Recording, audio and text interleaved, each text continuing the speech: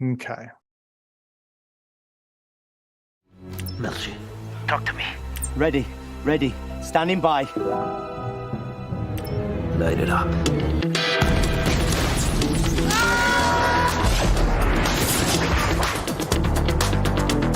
This is Captain Cassian Andor, Rebel Intelligence. There's spies everywhere. Cassian Andor, I need all the heroes I can get. You son of a bitch! I'm in! They're so fat and satisfied. 10 men feel like 100. I've been in this fight since I was 6 years old. A 6-year-old boy. Hang on!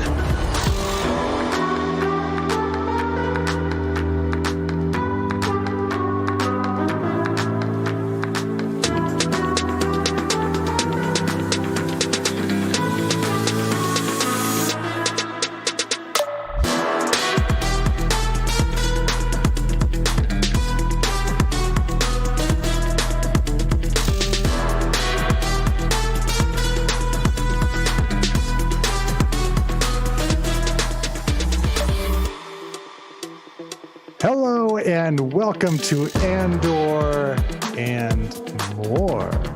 And the more this week is Tales of the Jedi, which dropped, which I am very excited about. I am Travis Fishburne. I am Alex Brunel. And yeah, I messed that up because now we're going right into the thing. So We're 2 weeks in a row. We're a little discombobulated. You know what, guys? Thank you for tuning in. If you're listening to this, we really appreciate it. We mostly do this show for ourselves, so we appreciate anyone who's bearing with us and listening to this show. We love you and cherish you so much. I'm a little bit full of alcohol this week, so I am a bit more vocal in my emotions and opinions than I am typically, and that probably will make for a better podcast. So thank you. But if it's a little weird, that's why. I hope it is weird. It's the day before Halloween, so that's what we're doing. Really excited to talk about Tales of the Jedi. Yeah. Oh, yeah. Very much. Yeah. We can get Andor, sorted pretty quick. I don't want to shit on Andor because it was still a great episode. It's just more like, I want to talk about the meaty stuff. Yeah, for sure. I'm clicking a bunch to just get you a little bit. Oh, we are excited, aren't we? Oh, boy. Travis is always on point with the Star Wars Holiday Special extracts. Wow. When I it's a real shame when I try to say wow, like that's Art Carney, right? That's yes, that one's Art Carney. When I try to in my real life, in my day-to-day life, when I am expressing wow, and I try to kind of reference Art Carney with my voice, that fails on 99.5% of humans. Just so everyone listening is aware. Most people will not understand when you reference the Star Wars Holiday Special. Yeah. Also, I just need to send you this clip I made, and then you need to put it in an app on your phone that you just play whenever you want to reference it. That won't help. I can play the original audio and I still have to explain what the heck I'm doing. You don't have people and me like, is that Art Carney in the Holiday Special? With the demographic of grips and camera operators that I generally work for and work with, Art Carney may be within the generational and cultural beginning and end point of what they are able to reference. But I can't say that specifically the Star Wars Holiday Special would in most cases, which is unfortunate. And I would like to encourage the United States and the world at large to become more familiar with the Star Wars Holiday Special. Disney has apparently taken to a don't ask, don't tell approach on this. I feel like it's on becoming YouTube, right? Yeah, it's still on YouTube, right. And it's being referenced. Right, it's being referenced, but they're still not trying to monetize it past the cartoon that is available on Disney Plus. Mm-hmm. And at this point, I also have to just I also feel like it must just be actual. I desperately, like, I don't care about the money. You can redact all the aspects of the money. I just desperately want to see the contract that signed over Lucasfilm from George Lucas's possession to Disney and see what stipulations it had about specifically referencing the Star Wars Holiday Special and how it can or cannot be monetized. Yeah. Because I really feel like at this point, there has to be contract language that specifies that it cannot be released. Otherwise, we would have it because we have droids, we have Ewoks, we have every vintage, we have the Ewoks movies, we have every vintage piece of Star Wars visual media that is available aside from the unaltered trilogy and the Star Wars Holiday Special, which I feel like that must mean that it's part of contract language. Yeah. I feel the same way. If you have a feeling about what the Lucasfilm Disney contract might say, please write to us at whowatchespodcast@gmail.com. You know, I would love for our first email to be that. Our first email in how many, like in 2.5 years or 3 years of doing a Who Watches show? 100+ episodes of stuff. Because you started with Watchmen, right? Yeah. That's Who Watches? Yeah. The answer is nobody. Who watches Andor is also apparently nobody. Unless the metrics have ticked up from the last week when we discussed who is watching Andor. I want to take a moment. No. Oh, sorry. Do you have to... I just don't think so. Just that the numbers have not I'm improved. really curious what the because we need to talk about this stuff. We'll get into it, but I'm really curious what the viewership was for, say, this week's episode of Andor versus Tales of the Jedi. I would be interested in that too. I will be quite honest. I would 100% be unaware of Tales of the Jedi's existence if it weren't for the fact that I am tuned into Slash Film, number one, because they're still going to post about Star Wars relentlessly, regardless of whether or not their quality of their journalism has gone up or down. It's gone down. But and if I was not a very tuned in Star Wars nerd, I would not have a clue that there was a second new Star Wars show happening, and I don't know if that's purposeful or what. But let's get Andor out of the way on the podcast. Okay. Andor and more. Let's get Andor out of the way. All right, to talk about a thing that I feel like we're much more excited to talk about. Which is not to detract from how great of a show Andor is. Yeah, it's just like... and how much Star Wars needed this show, because it did. Yeah, Tales of the Jedi was just like the shiny new thing this week. And Andor, if we Tales had... Tales of the Jedi is very shiny. It is. If Tales of the Jedi had been going on for, the past, 8 weeks, and then all of a sudden Andor premiered, I'm sure we would feel the same, similar. Please stay tuned for the next 20 to 30 minutes to hear our opinions on the topic of what happened to Yaddle, which is a question. You joke. That's like something I've wondered for 2 decades. A week ago, I would have been joking. This week, Dave Filoni has told us that this is a deadly serious topic that we need to be discussing. So, let's talk about Andor, and then we can talk about Yaddle, this week's hot topic of conversation. So awesome. All right. So with Andor, we get Andor. He's going to prison, and he gets introduced to Snoke. It's THX 1138. They're shocking people. They're wearing, crazy moon boots, and that's it. They're wearing crazy moon boots. I like this Imperial detention facility. I like this. It feels. This episode, one of the things that I felt watching this episode of Andor was, and again, I feel like this is another line you could draw between Andor and a more established Earth-based military procedural that I have not watched, and I'm just gonna keep saying this show is like Homeland without ever having seen an episode of Homeland. But just the I've seen a season. So okay, so is the comparison works? I think so. The grossness of I guess I feel like this might apply more to, again, I'm just naming prison shows of a quote unquote modern era that I have not watched. The Wire or Orange is the New Black or any show that takes place in prison. And please correct me if I'm wrong, Travis, or any viewer. I would that say might The know. Wire doesn't. There are like scenes in prison, But just I would not say correctional The Wire is a officers- prison show. Well, the way correctional officers are portrayed in television, we haven't had Imperial officers portrayed in the way that we've had them even portrayed in this episode of Andor. No.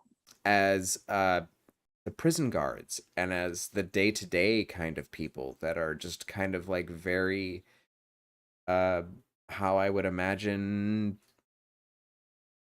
I can't talk about any of this. I have no firsthand experience, and I'm just this, average white dude. But I mean, can I bring in some of my experience from when I was Please. in prison? Okay. you were in prison? Well, my class visited a prison. when Okay, I so you was- did that. I never did that. That's That's all more I experience than have. I friggin' have. No. But That's just the all way I the got. officers are in this, like so smug and so shouty, and like it's a more and even if it's outside of Star Wars, like even if it is taking a thing that we're more used to seeing in this is such a silly phrase, but Earth-based TV shows, and putting it into the Star Wars universe, it does help us connect to that. It helps us connect, like if we're seeing this episode of Andor, and we can connect it to something even like Squid Game, which apparently literally every person on the planet has watched. No, I have not. So Our co-host, our main host of this podcast, has not Yeah. seen the most popular television show ever to be on the planet, y'all. And I thought that was Stranger Things. I thought it was the other Netflix show. I think Squid Game might have beat Stranger Things. Did it? Weird. I thought it was isn't there something random that's actually the most popular television It show? has to be. There has to be some like Bollywood or South Korean TV show that's the actual most popular Is it Dahmer? Is Dahmer the actual most popular television show of all Oh, time? it could be. Man, It's not Seinfeld anymore. people. I'm gonna make a plea. I'm gonna take 15 seconds to make this plea. Stop watching Ryan Murphy shows. Stop validating what Ryan Murphy is doing, please. Oh yeah, isn't Glee the most popular show still? 2008 was a simpler time, or 2012. Yeah, it was. It was 08, 09. It was because it was concurrent with Community, basically. Right, they were shooting Because on of all the this- shots they that were- Community took at it. They were shooting on the CBS Radford lot at the same time. So Mhm. everybody on this Andor podcast knows some additional Mhm. backstory about Community and Glee. They were shooting on the CBS Radford lot, which is in my neighborhood, at the same time, and would often cross paths with, like, I imagine, because this happened with us when we were shooting Shrinking on the Warner Brothers lot, which I don't know if it still has November 4th premiere date, but Shrinking, starring Jason Segel, coming to an Apple Plus near you very soon, with also Harrison Ford. Our craft services was in this little alleyway, literally across the hall from Night Court. Night Court's craft services. We were shooting on neighboring stages. So I imagine that Community and Glee had their craft services table just as far apart as we had with Night Court, and we loved the Night Court crew. The Night Court crew was great, and what a wonderful thing for a 30 Rock joke to become an actual another season of a television show, with with the case of Night Court. But I imagine that's what it was like on Community and in seasons 1 through 5. Mm-hmm. Season 5, I think they moved to the Paramount lot, or it was the other way around, and it was on the Paramount lot for 5 years, and then it went to CBS Radford. I don't know. That makes sense because visually that show changes for me, and I'm like, and I didn't know that, and that like contextualizes it a little bit. Yeah, it's season 6, and like so Andor and more, just like mute for 30 seconds or whatever. But if you remember the first episode of season 6 in Community, Mhm. the roof of the cafeteria collapses due to the weight of about 40 years worth of frisbees collected on the roof of the cafeteria. And when we get it. Then that's in the the cold open of the first season of season 6, which was on Yahoo Screen when it debuted. And then the roof of the cafeteria collapses, and then we see the cafeteria being rebuilt in construction. We see support pillars. The entirety of the roof collapsing in the cafeteria and community was to narratively create a reason for the support pillars in the cafeteria. Because the space they shut the cafeteria in was different in the one lot than was in the lot that they were shooting in seasons 1 through 5. That's a little bit of behind the scenes on Community. And I will also say, oh, sorry. I Please. just kind of love that because I love it. No one would know. Yeah, For a lesser nerds. show would have been like, we're just going to change it. Who gives a shit about people who would be like, isn't this like a little different? Totally. And one of our writers on Shrinking, again, sometime very soon on Apple Plus with Jason Segel and Harrison Ford, one of our writers, I'm not going to name names, but you can cross-reference when the show comes out, was also one of the main writers on Community for the entirety of the 6 years, stuck with her through the gas leak year and everything. And I mean, that really calls for the old Art Carney. Wow. And this guy also wrote there's a whole little thread about Fun Dip in Shrinking that caused me to eat like 6 packets of Fun Dip in a couple weeks that I hadn't eaten in years, and we can blame one specific person for writing that into Shrinking. But nice. My kid just got a bunch of Fun Dip this weekend. Fun Dip Halloween is so stuff, good, and he's very excited about it. And you guys are in for a treat when you see like Harrison Ford has 2 scenes involving Fun Dip in this show, and I don't think I hope I can't get NDA'd for that, but great. But, of all the things, turned out somebody was listening. And then I get people at Apple. I got blacklisted by Apple or Warner Brothers for divulging the fact that there's a Fun Dip thread in this show. But this writer was on Community, and I once I realized this was the same person, I thanked him profusely for his work on Community, as it's one of my favorite shows, and I told him that it was my first comfort rewatch during lockdowns in 2020.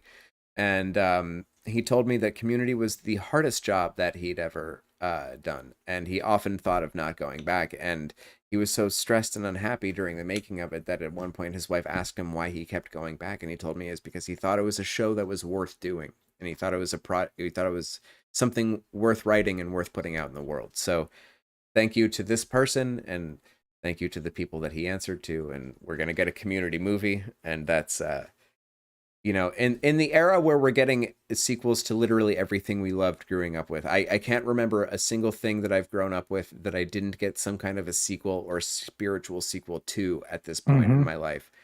It is now insane. There's one, but what is it? It's E.T. Oh, that's true, but we need to leave that be.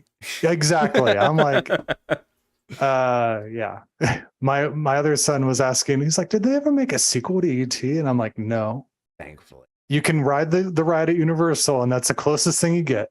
And we're not going to touch it otherwise. And if a human being wants to, you can go on the internet and find the treatment for what would have been E.T. 2, which is like a horror movie. It is a dark and violent movie that takes place not on Earth, which is why it was never made. So Andor is pretty good. Andor is a pretty good show. Yeah. So yeah, they got the electric floors. The electric floors I thought were very cool. Those were very, and yeah, very it's gross. a good way to keep everyone in line, keep them in their cells at night, lest they get fried. And this is tantamount to actually like an American prison system where we have prisoners effectively working as slave labor, it's serving their incarceration. Like they are paying off this time by having to work and meet a quota and do all this stuff, which is an aspect of the American prison system. Sorry to bring real world sadness into our space show, but this real world, the space show is a comment on the real world sadness. So, what are you going to do, man? Yeah, it always has been. But the prison on a very Camino-like ocean planet is just like a manufacturing facility. And that's what they're doing. They have quotas to meet. And Andy Serkis is in this show. So Andy Serkis is in Star Wars twice. when he showed up, I was like, what? Wait, I mean, I was not prepared. It took me like more than it should have been like, oh yeah, he's also Snoke. But I was just like thrown off like, oh my God, it's Andy Serkis. And I'm like, what's he doing here? And I'm like, oh yeah, he's already in Star Wars. And then of course I already like, thought like, oh God, we're going to hear all the people who've been like, it's Snoke. It's gotta be Snoke. And I'm like, you can just be a guy. Wait, are there people online that are postulating that I have the Wikipedia page up right now, so I can reference character names this week. His name is Kino Loy. Kino Loy is who Andy Serkis plays. Are there people on the internet who are fan theorying that Kino Loy becomes Snoke? Of course there are. There absolutely. That is the greatest and stupidest fan theory I've ever heard. Yeah. There's always a stupid Snoke theory. And when you actually cast Andy Serkis in something, of course it's going to be the most logical thing for people to do. That's so great. Anybody who truly believes this theory, I have to believe you are the same people that believe the taller Luke or smaller Luke. I can't remember which is the prevailing theory. But the off-sized Luke people. I hope that you are the same people believing that Kino Loy is actually Snoke. But see, the bigger Luke thing, that's a fun theory. Oh, right. The Snoke thing is just like, this is played out and I've heard it. I don't care. Oh man. I now am in the camp of Kino Loy is Snoke. All right. I believe this. They somehow they shoot him with full syringe of midichlorians. Oh. he is. We're going to so see an efficient. awful incident at the end of the season where there's a syringe full of midichlorians that he gets stabbed with. The reward for being so efficient in the detention facility is you get injected with midichlorians and become the ruler of something for a time, I guess. And he like becomes really big because Snoke is right. Larger. Like he's not as big as the hologram. Yeah, but he is bigger. He's like an avatar or a Navi versus a human in Avatar. And they're going to drop all these hints throughout the series where he's like, oh, I just really love the color gold. One day when I get out of here, I'm going to get a gold robe. Yes, that is absolutely what's going to happen. The whole rest of Andor is now no longer part of the show narratively, and we are focused on Kino Loy's ascent to Snoke and predilection for gold. That's the entirety of season 2 of Andor, and K2SO is his butler droid.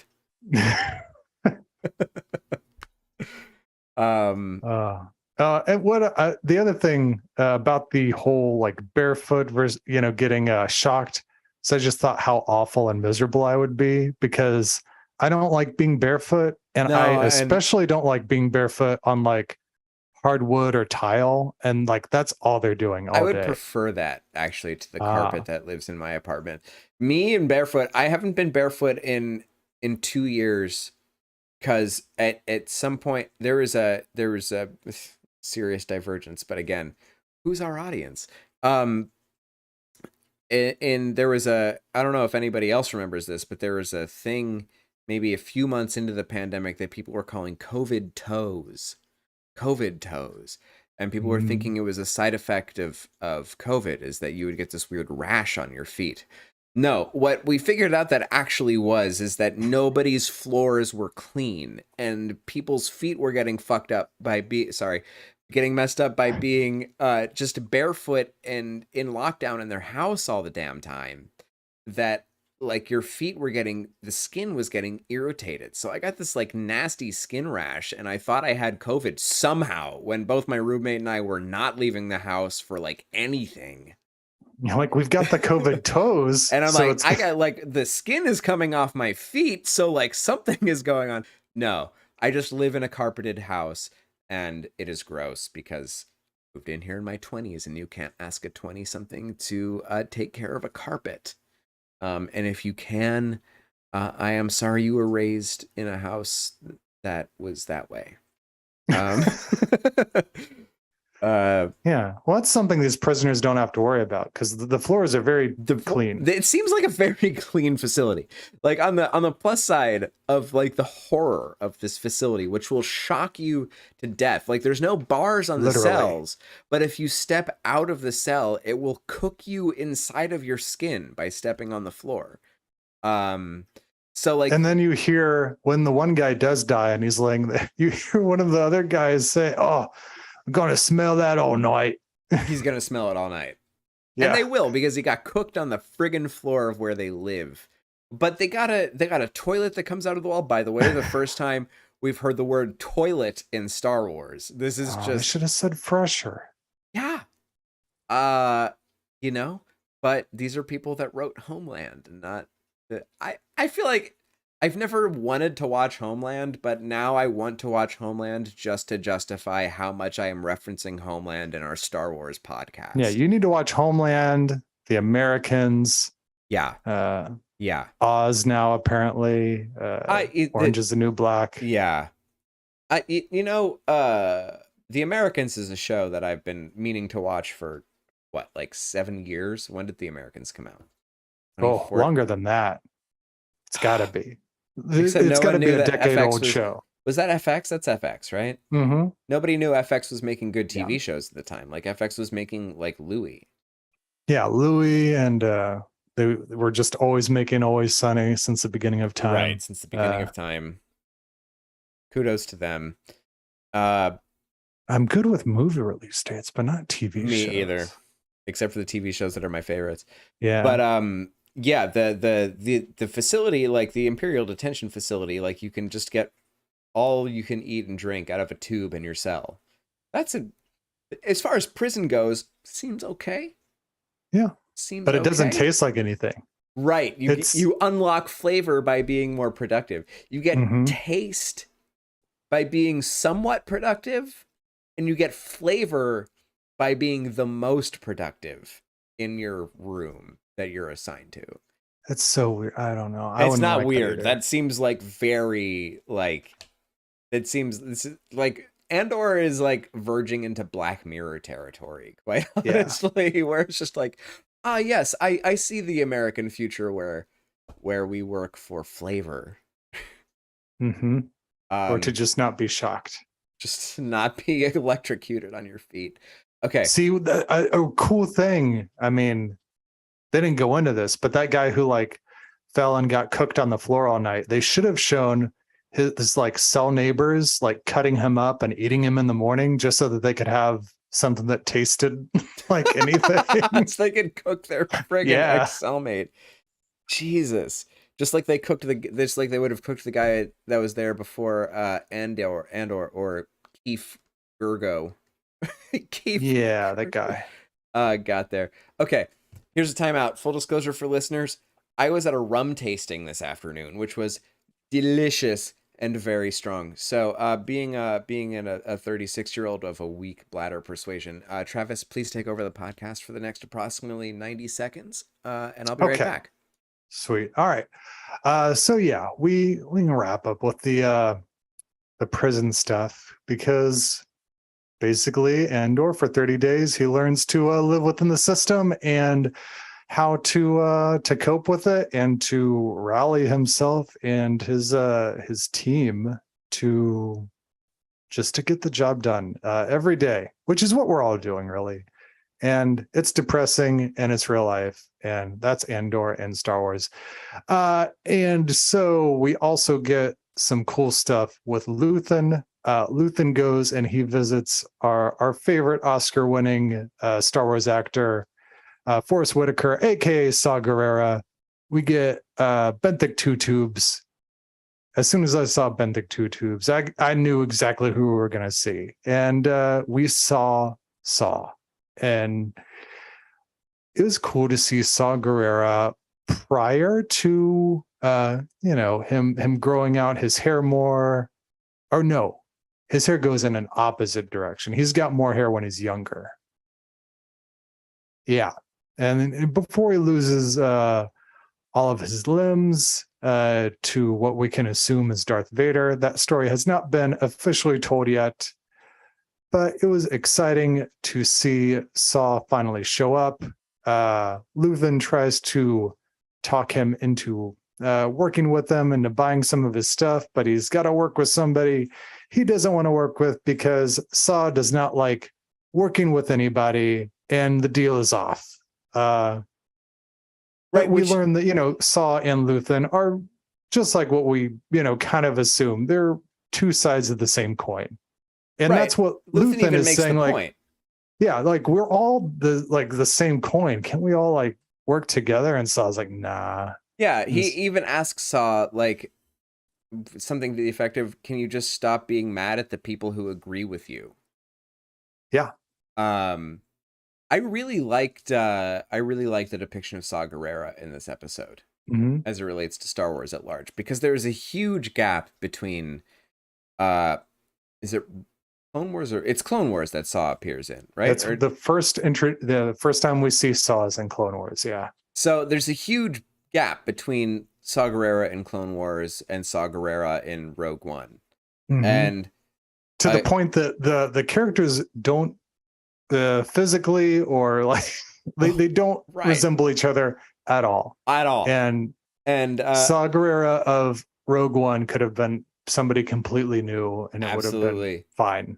But I feel like this is like, because at this point, like I think I even read this recently, that there's like a Star Wars like story council that has now been like really formally put together to guide the future of the movies and TV shows. And like am I wrong? Did you read this recently too, Travis? Yeah, I've heard about that. And Filoni is not a named part of it, but is generally understood to be like the godfather of like, he's like the overarch, like Filoni is kind of Lucas now. Like Lucas wouldn't sit in on the story council, but the story council would still filter through Lucas. Right. That's how it worked before Lucasfilm got sold. Like you could write whatever, like you were hired to write a Star Wars novel, but ultimately all the big concepts would have to filter through George to say yes or no.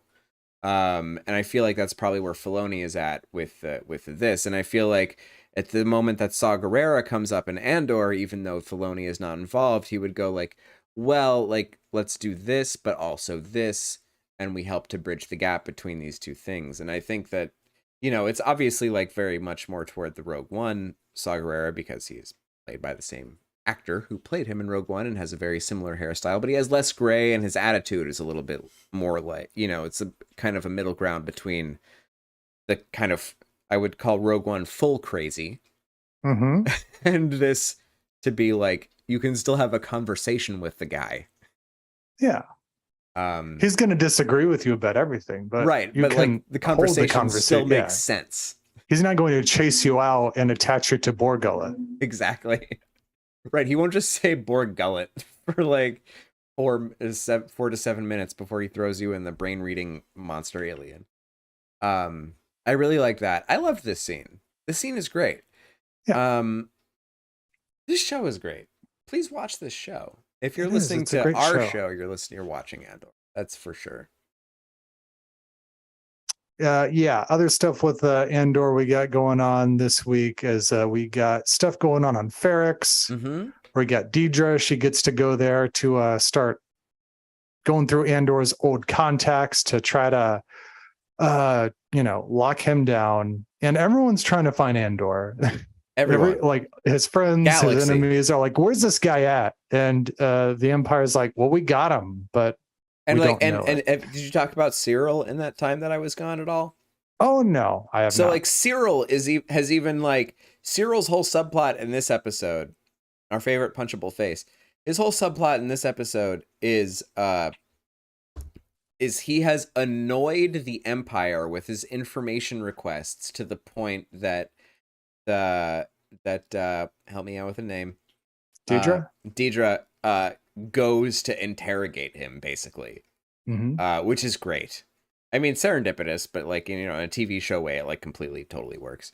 But just like he has annoyed the Empire and the ISB so much with his information requests, just with his own personal vendetta with Cassian, that the Empire has taken notice.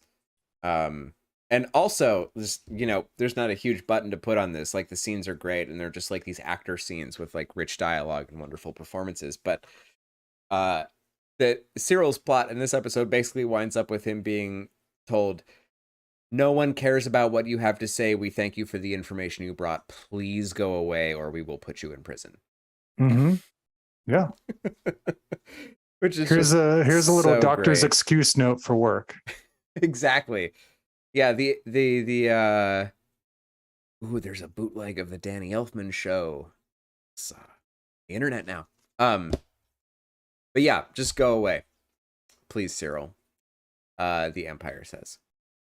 Which is very interesting. I continually And he's curious about where he's going, because I am every too. opportunity you're like, oh, this back when we were getting questions about who Uncle Harlow was and the connection, I'm like, oh, he's gonna like get in with the Empire somehow. No, he's gonna get like a weird cubicle job that is awful.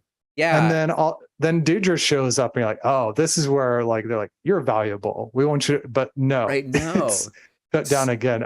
Our expectations for the character, I think, are similar to what his own expectations for himself are.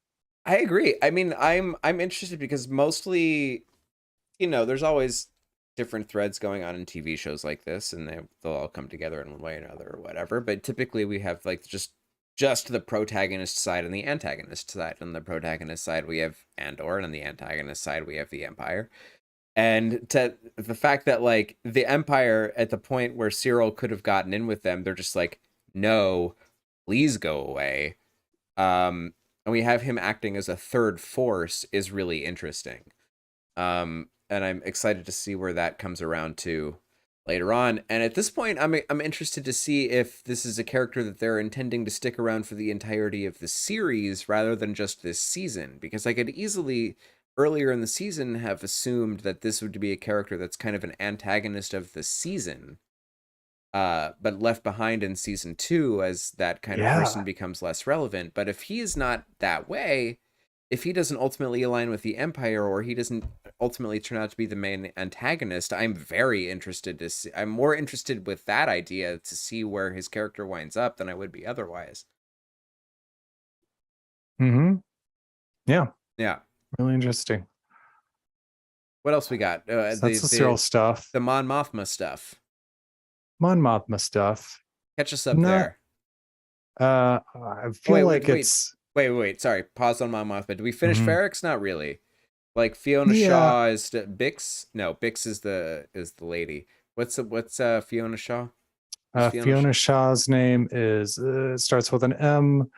Mala? No, that's Chewie's wife. Marva. Close to Mala. Marva.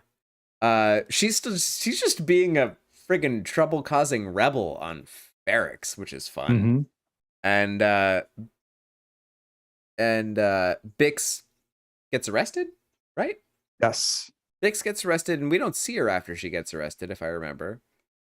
She gets arrested. She gets taken in, and she's about to be interrogated by Deidre. Right, and we don't see the interrogation yet. And Brasso, is that that's Cassian's friend that works at the junkyard or whatever, is around. So that character is still in the show.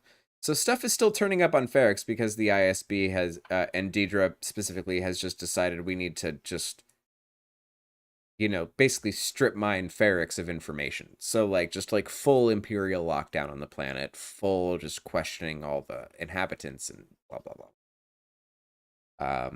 So that's what's going on in Ferrix. Is every person is suffering because the rebellion is starting, and the only name they have is Cassian Andor. And other than that, they just have a code name for Luthen, which I like Axis. that when they dropped the code name for Luthen, and it was Axis. I'm like, oh, this is the first time I'm hearing this. That's this is good. Interesting. I like that. It's exciting. I like that even as like informing the audience, like Luthen is the guy that all the kind of disparate parts know about and is affecting the propulsion. So like this is, he's a really interesting character. And like the name immediately made me think like, oh, there's this guy, his name is Axis, and he's, like you said, integral to like this rebellion thing starting. And later on, there will be another code name used by the rebellion, which is Fulcrum, which is what Ahsoka goes by before she's revealed. And then it's used again by oh god, Mutton Chops guy. Which Mutton Chops go? There's a lot of Mutton Chops in Star Wars. Yeah, from Rebels. Callus. That's Callus, it. Yeah. Callus becomes Fulcrum. So yeah. I like that. Yeah, I like that a lot. And I like the codename Axis, and you know, that's a very easily drawn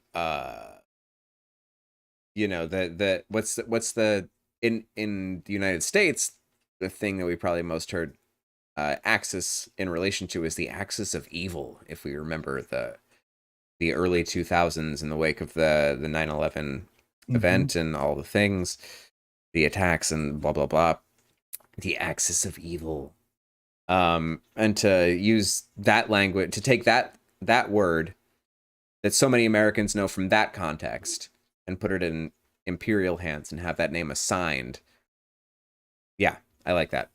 And it does feel like it does feel like very much in the same vein, like when we've talked about this before on the show, is that is Star Wars originally was kind of George Lucas's reaction largely to the Vietnam War, and for those kinds of parallels to still be drawn using Star Wars by the current shepherds of the property is nice, and I like it.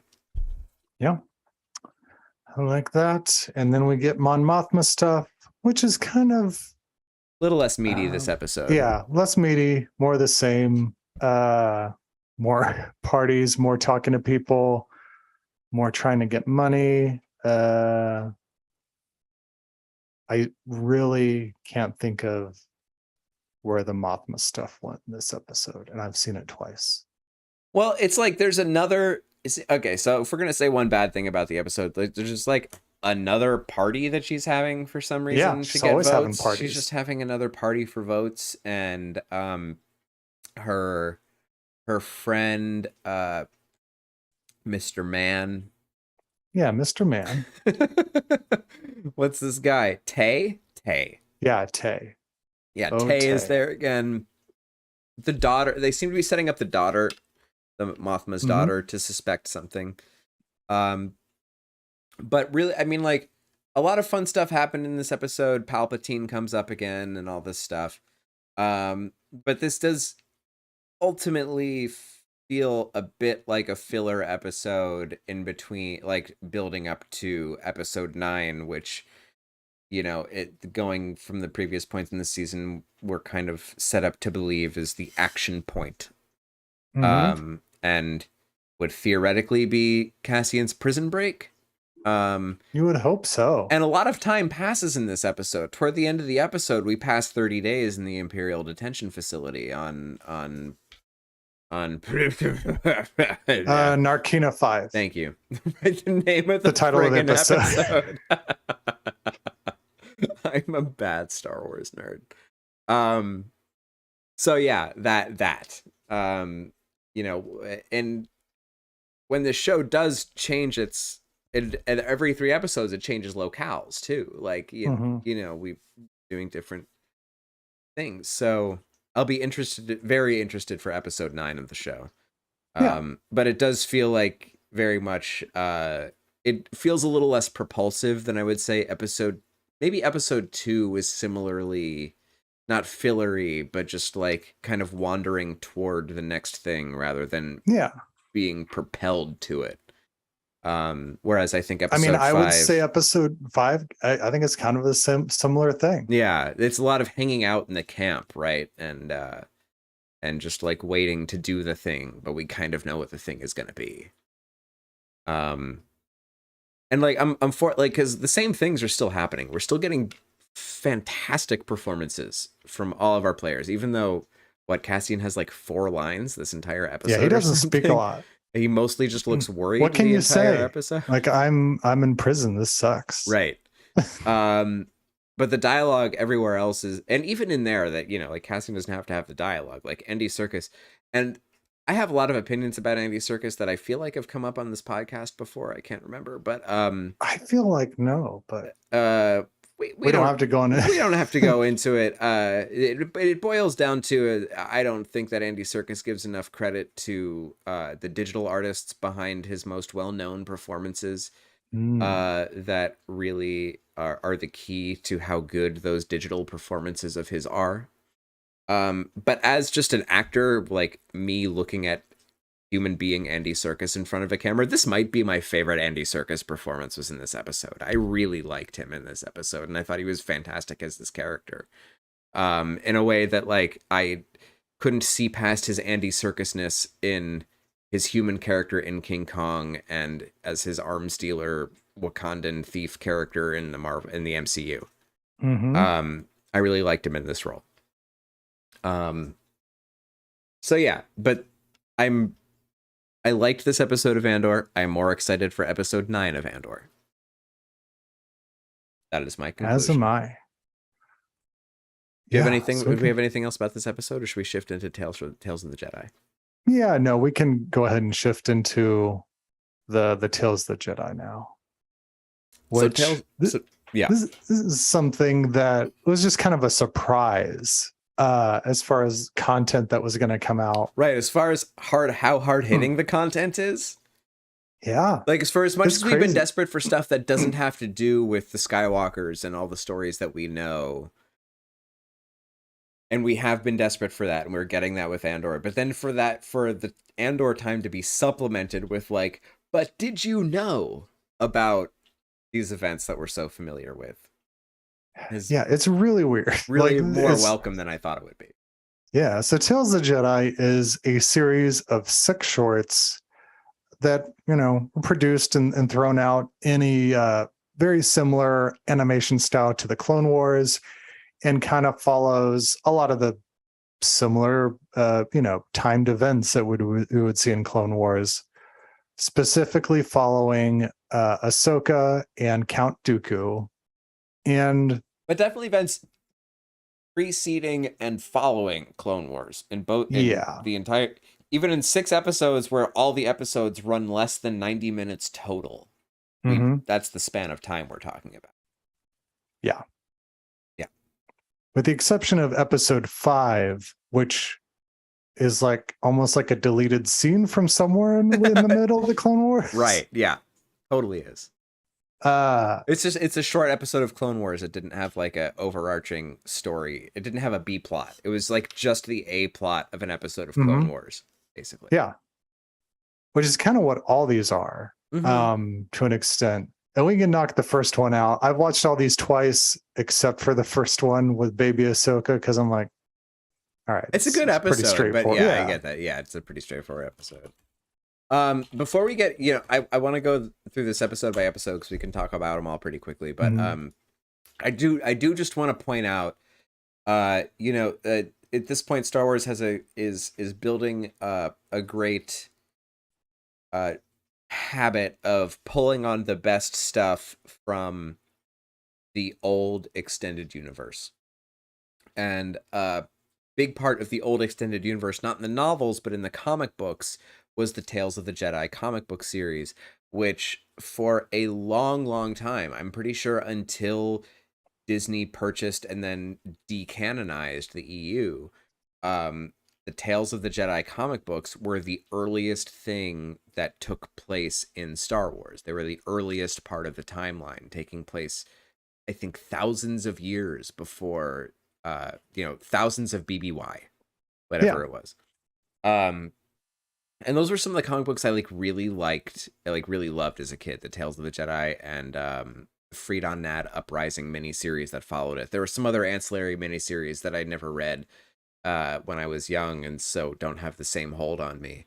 but the stories of like Ulic Keldroma and the Beast Riders of Onderon, which then Onderon later got mined for Clone Wars. So like That's where Saw Gerrera came from. yeah, so like the winged creatures of Onderon, those were all directly from the Tales of the Jedi comic books that Dark Horse published, I think in 1995. And there are also wonderful audio adaptations of these. Like now people are more used to the radio drama kind of format because Audible has kind of brought it back, where there's these full cast audio dramas now.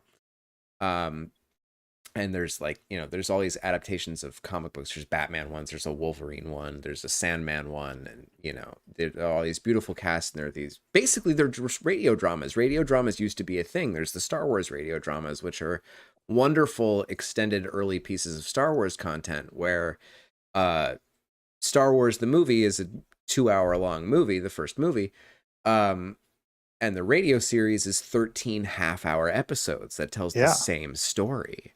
And there's so much more going on there. And it all, of course, none of it jives with canon. And you have to, at this point, you just kind of have to take it as it is and appreciate this thing. But it was produced in 1981. And it was, you know, some of the original cast, Mark Hamill is there. And John Lithgow is there. John Lithgow is there playing Yoda in the Empire and Jedi ones.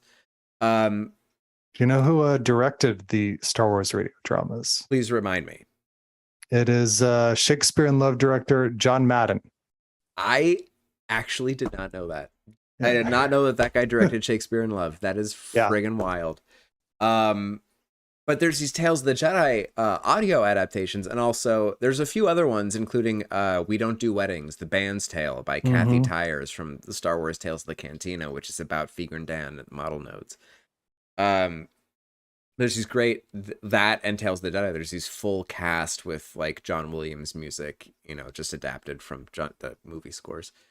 Super recommend. And I just love that even just like the name of that is being brought forth here as a context in which to tell stories of Jedi that may be smaller in scope, but still take place within the grand tradition of the Jedi. And I'm hoping that, like, the fan response from what I can tell from this has been huge, and I would love for that to translate into more of this. Just free, I would love it for it to break out of the prequel era and just tell stories of Jedi from all periods, and just show us that 6 episodes at a time, maybe 2 or 3 times a year. I don't know. Just give me the content, Dave.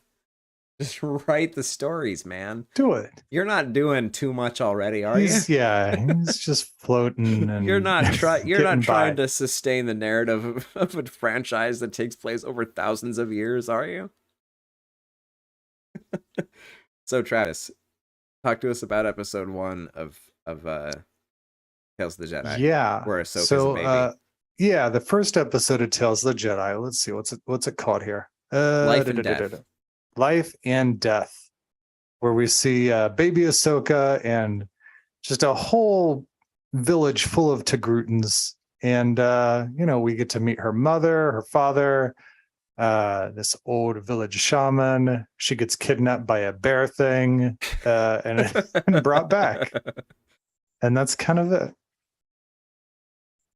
Yeah, and it's a fun episode. It's a nice intro to the show, and the show does do an interesting thing. I didn't think it was going to do this. It is straight chronological. Like this block of 6 episodes starts at one point and ends at another point. It doesn't jump around in the timeline, and I thought it was going to kind of jump around in the timeline. It's fine that it doesn't. It was an assumption on my part. But the earliest thing we see is Ahsoka's childhood and a new visual iteration of communicating with beasts through the Force, which is something that we see occasionally, but not too often. And it's a Force ability I like being reminded of. I mean, we see it in Mandalorian very significantly when Grogu calms down various beasts. The Rancor is my most recent memory of that at the end of Boba Fett. But does it with the Mudhorn too, right? That's what happens, right? The Mudhorn, yeah, that absolutely happens with the Mud. So, like, being able to communicate, and that's a Jedi thing that we don't see come up too terribly often. But it's nice to see it referenced. And then the next episode, Justice, unless Travis, you had more to say on. No, Life not and Death. really. Other than like a lot of the stuff, the imagery in this episode reminded me of the Mandalorian episode from season 1 where he visits the village. You know, a lot of similar stuff going on there. Yeah. But you know, I think as we see later on as well, when Ahsoka visits the farming community, it also has a similar vibe. I'm like, okay, anytime you visit, Right. You know, Just a community that's supposed to be like smaller, out of the way, less tech driven, it's going to look right. like Just that. space farmers look the same way in the Star Wars Yeah. universe. Yeah. And the second episode is called Justice and is our first time hanging out with young Dooku. Yeah. Jedi Knight Dooku. Never made master. And not just Dooku, but Qui-Gon Jinn. Very nice. Good job. yeah. But yeah, as soon as I saw that, I was like, oh, that's Qui-Gon. And then he starts talking. I'm like, that doesn't sound like Qui-Gon. No, who is he? Because it's interesting because we have okay, so he's voiced by He is voiced by Richardson. Michael Richardson, who is Liam Neeson's son. Is that right? Yes. Now that is interesting. It is, because you know, you'd think, oh, we're gonna do he's gonna sound just like him, but he doesn't, because this guy wasn't raised in Ireland. So this is the Star Wars version of casting Ice Cube to play Ice Cube's son in It is Straight Outta Compton. This is the Star Wars version of that. Yep. Now that we've made that reference, he was also in Vox Lux, which I just want to say to anyone who another Star Wars alum in that movie. Yeah. Yeah. Who I love that Taika Waititi forgot that Natalie Portman was in Star Wars. Did you read that? I did read that. When in the making, this was like in the press cycle for Thor: Love and Thunder, Natalie Portman said that Taika asked her if she would. Asked her if she would be interested in starring or being in a Star Wars movie. 'Cause he's making a Star Wars movie, and she told him that she was already in Star Wars, and that's how well Taika Waititi remembers the prequels. Which is, to be fair, for anyone who's not a Star Wars nerd, completely fair. Anyway, anyone who's curious about Vox Lux and who is enthralled by the trailer for Vox Lux, which is a great trailer, it is oh yeah, I can say this on the show. It's a dog shit movie. It is like not worth watching like at all. And it's a real shame because like it could have been like really cool, but only if like Aronofsky or like Ari Aster or like, you know, Yorgos Lanthimos or someone like someone who wasn't, no, I'm sorry, Brady Corbett, but someone who wasn't you directed this movie. See, I'm gonna just even like double down on that, because I tend to, at least when a director is named, I'm like, I've heard that name before, or I know like their body of work to a degree. You say that name, I'm like, I've never heard of the name of this director. And that's not a good sign. No, he's I only am seeing his name maybe for the first time right now. But he's mostly an actor. He was in Funny Games. He was in Funny Games. He was in a season of 24. He's in Melancholia. You know, I guess he's in movies that make you feel bad. Based on, if I'm just going off of Melancholia and Funny Games. You know, I took you know who I'm talking about, Travis, but I took my college girlfriend to see the American version of Funny Games in college, and I didn't tell her anything about it. I knew what it was, and I knew what the deal was, because I had seen the trailer. But I messed up by assuming that she had any clue what we were going to see, and she thought we were going to see a comedy. And we went to see Funny Games. It's in the title. And we went to see Funny Games. And That was, I think, a more interesting experience for her than it was for me. Both the words funny and games make you think this is going to be a fun movie.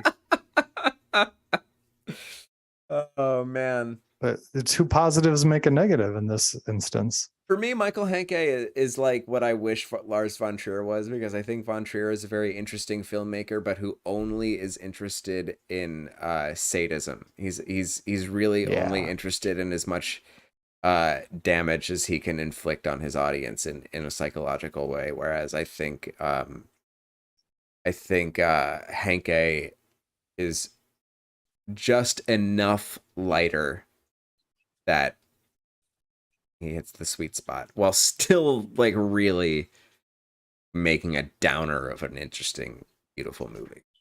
Mm-hmm. And that's a different podcast, but you're welcome, everybody. Yeah. So yeah, back to topic at hand. Justice. Tales the Jedi. young Qui-Gon Jinn. Yeah, young Qui-Gon, young Dooku, they're investigating the kidnapping of a senator's son on his home world. And we find out that the people of the planet are kidnapping the son as a way to protest because they've been treated badly and they've been forgotten since this guy went off and is living his exciting life as a senator. And it's very exciting life. Is excited by gold like Snoke and is, forgetting the people who got him there and really letting the planet, turn to shit. And the son's like, I agree. These people need help. What do you? Yeah, no, I really like that about this episode. And that's the thing that these 6 episodes, like, it seems like Filoni had a mission. Like, he was just like, in his head, he's like, I'm going to give Dooku a real arc in less than 90 minutes. I'm going to just do enough in less than 90 minutes with Count Dooku than I did in all of the Clone Wars and that all of the prequels did. I'm going to give you a character arc now. And he starts it off, and like we come kind of to the end of this in episode 4 of the Sith Lord, which is which I'm gonna talk. We'll talk about when we get there, but I just think it's so funny, and beautiful, and just so funny. But like we really see how Dooku was taken over to where he was taken, and how he was seduced by ultimately what turned out to be the dark side, which was he saw the corruption. He saw the impropriety, and he saw the wrongdoings of the system that he was directly working for, and thought, this is wrong. This is fucked.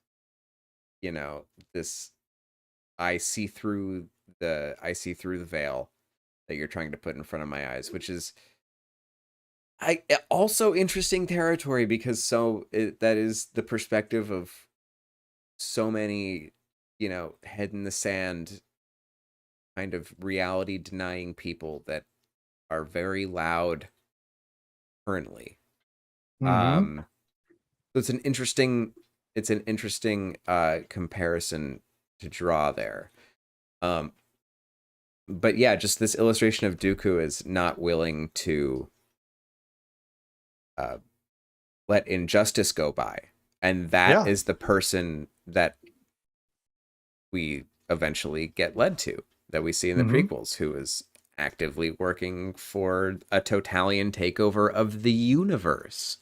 Yeah, when we're introduced to him in Attack of the Clones, he's very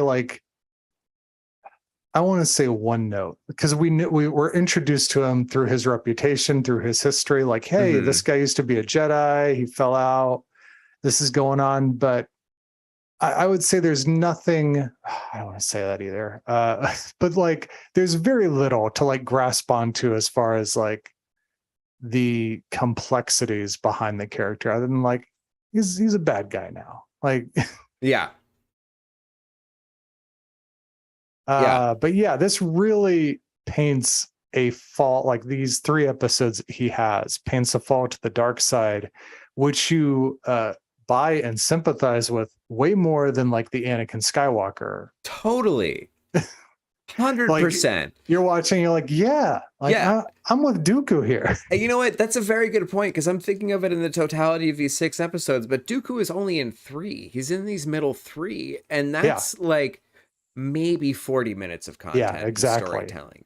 It's like maybe 40 minutes of storytelling that gives Dooku a way more relatable, dramatic, and interesting arc than we've had for any Fall of a Jedi, which is just like, that seems just like a silly, like, napkin written challenge that someone handed Filoni and then he just did. Like, that's what that kind of seems like to me. Like, you know, like, Filoni is out, like, drinking with Favreau one night, and he's like, I bet you can't give Dooku the best dramatic Fall of the Jedi plot in less than 1 hour. I'll bet your next year's Disney salary on that. I'll do it. And guess what else? I'm gonna raise you the fate of Yaddle and how Camino gets deleted. Yeah. Guess what? I'll raise you the deletion of Camino and the answer to Yaddle. Like, are you kidding me? Are you kidding me? That's nonsense. The fact that we got both of those things in such a casual way is unreal to me. Yeah. Is unreal.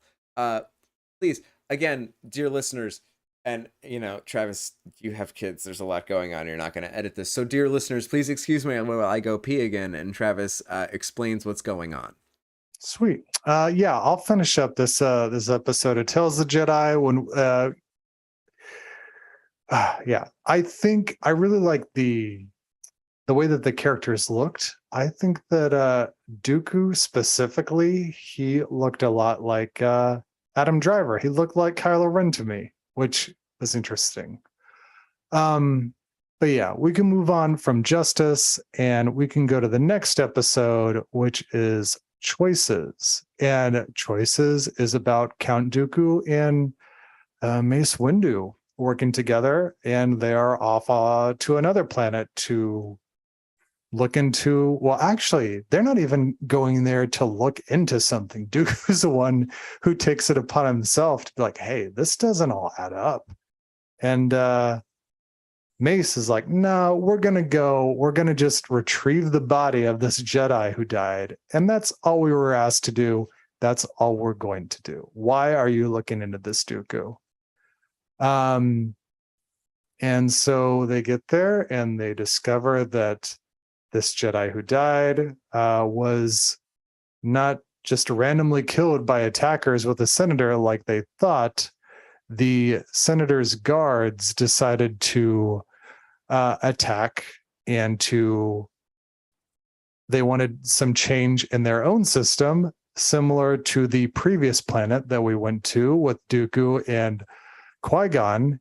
And it paints another picture of corruption and bad things going on in this galaxy that Dooku's like, yeah, this is just like not going well. And it is capped off when we see Mace Windu getting promoted for just doing the job that was asked to be done. He's like, hey, that guy died. That other senator died because you were putting your nose where you shouldn't have put it, Dooku.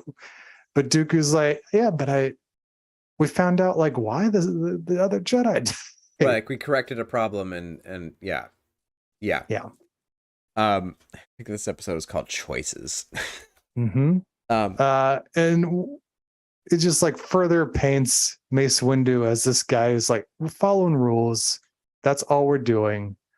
And there's this awesome line where Dooku says, you know, your adherence to rules is both, what did he say? It's admirable and like maddening. Yeah. And Qui-Gon's kind of the middle of that, right? Yeah. Like, he's not Dooku. He's not like, I see through the bullshit and you guys are the bullshit to the Jedi Council. But, you know, he's still like, no, I think you guys are a little bit wrong. Like, this is the one in the prophecy, and we got to do this thing. Yeah, and I like that very much. This depiction of Mace and slightly older Dooku, and I love how Dooku ages through these 3 episodes. Like, first episode he's clean shaven and young. Second episode years later, he's got the full beard. Third episode, which takes place directly following episode 1, or It's like concurrently with the end it's of like episode deleted 1? scenes from episode 1 is Right. what the So third like one is. in an extended cut of episode 1, like this episode would just be like cut into there. He's got a full beard. No, and then he's like gray. His beard is graying. And then we would think it's starting to. In the next 10 years, he goes full like gray with like some salt and pepper kind of, and full white. But yeah, let's talk about the Sith Lord, right? This episode, this is friggin' wild. This is a bar challenge if I've ever heard one. This episode. Also, like before we go into that, like I similarly thought, like you did, oh, these are being like, why are they showing us these episodes in this order? Oh, it's chronological. But I kept like running into, and especially like upon the rewatch, I'm like, these other Dooku episodes, these earlier ones, like Ahsoka is very young. Like she's only like 14. So that would, when we're introduced to her in the Clone Wars, which would put these other like episodes would have to fall within like 4 years. I'm like, that's not right. And I looked it up. Interesting. And yeah, she was born 36 BBY. And these episodes, like Justice, it says on Wikipedia, the timeline is somewhere between 68 and 42 BBY. Interesting. So I think probably they threw the Ahsoka one in because like this is the lightest fare. Like that makes sense. So that's not totally chronological. That would take place after the first one. Yeah. So she's born 36 BBY. So how old does that make her in The Mandalorian? Does that make her like in her late 40s? Yeah, it would. Interesting. Yeah, mid to late 40s. Interesting. I mean, that's just new information in my brain. So that's interesting to me. Yeah. No, I've never like had reason to be like, when was her like birthday until like these episodes. But yeah, we get into the Sith Lord and it immediately like just throws you in the deep end. You see him going in. Friggin', the whole episode. It starts off and they're talking about mostly like Qui-Gon's discovery of a quote unquote Sith Lord on Tatooine. Qui-Gon Jinn. So, like, just hearing outside opinions on like what happened during the Phantom Menace that we haven't heard before is kind of insane. Yeah. And he's not in there. He's not in the room where like Qui-Gon like shakes it all up and tells him about that. So he's just like in the hallways of the Jedi temple, and he's like, why is everyone freaking out? And Jocasta News like, Qui-Gon said that he saw a Sith. And that's like big news. Right, the librarians were in the meeting that Dooku is not in. And another thing, like, I just want to get this out of the way. The idea to bring Yaddle into the conversation at all is freaking bonkers. Bryce Dallas Howard plays Yaddle, so like that's fun by itself. Jurassic Worlds and director of various. She just did Mandos, right? She didn't do any Boba Fett's, or did she do a Boba Fett? She did an episode. She did the best episode of Book of Boba Fett. It was the one where Mando comes in. That's right. Okay. So, Bryce has her fingerprints all over Star Wars TV already, but for her to be a performer in it is, now a new and different thing, and that's a very cool thing.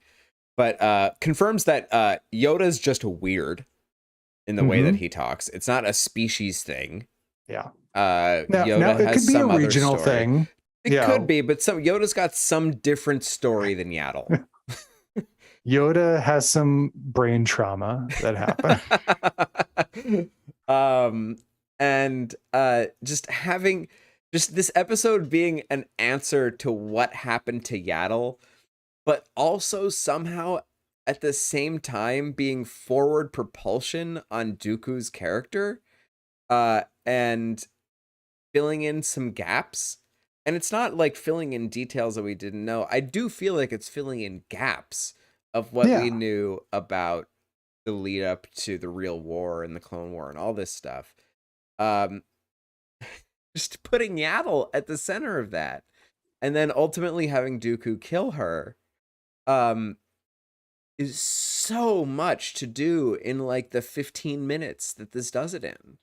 Yeah, 15 minutes. It's so weird. Like this episode, I mean, I feel like every episode of these, I'm like, I can just do like a whole podcast on each of these. But like this one in like particular, because with me, I feel like we should talk about like, I don't want to talk about like history of like our exposure to Yaddle, but I just remember being at like a store where they had the Star Wars visual dictionaries, or they had, this was back in 99.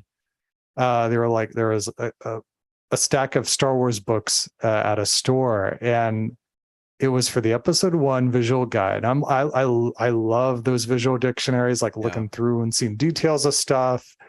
And I remember this is when the film was still in theaters. So I hadn't had the luxury of like watching it over and over again. And I see this picture of, that's not Yoda. Who? Yaddle. Right, what's this? Who is this? I don't Yoda remember. with hair. Yeah. And my mind was like blown, like there's another Yoda thing and it's a girl. And like, what is that? And that's the extent of what Yaddle was for decades. Like For decades. is this thing. She was a silent part of the Jedi Council that then vanished with no narrative explanation in episodes 2 and 3. No narrative explanation until 2022. A narrative gap filled in 20 years later. By a madman.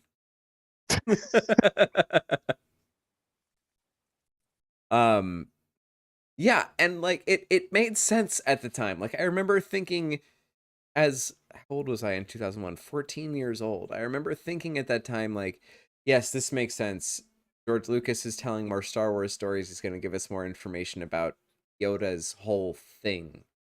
Like that concept made sense to me. And then I kind of didn't think about it because like I had this whole disillusionment with Star Wars even at 15. I was 15. I mean, 15 years old after the first time 13. Jesus. When I saw episode 1, when it came out, I kind of had this whole like silent disillusionment with Star Wars after I saw episode 1.